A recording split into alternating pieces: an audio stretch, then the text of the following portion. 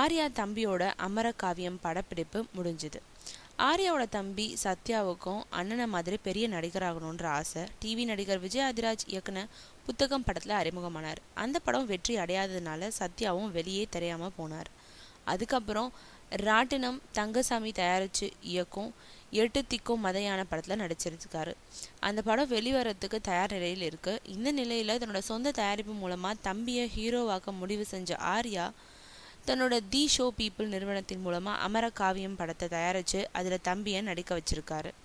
அவருக்கு ஜோடியா மியா ஜார்ஜ் நடிச்சிருக்காங்க. விஜய் ஆண்டனி அறிமுகமான நான் படத்தை இயக்குன ஒளிப்பதிவாளர் ஜீவா சங்கர் அமரகாவியத்தை இயக்கியிருக்காரு.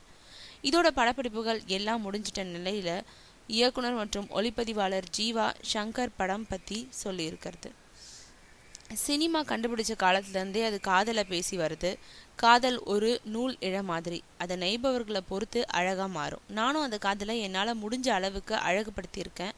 இது வரைக்கும் படப்பிடிப்பு நடந்துராத பகுதிகளை தேர்ந்தெடுத்து படமாக்கியிருக்கேன். ஒரு ஒளிப்பதிவாளராக நான் இடங்களை தேர்வு செஞ்சு படம் செஞ்சுருக்கேன். அமரகாவியம் எல்லோருடைய காதலையும் மீட்டு தர்ற படமாக இருக்கும்னு சொல்லியிருக்காரு ஜீவா சங்கர்.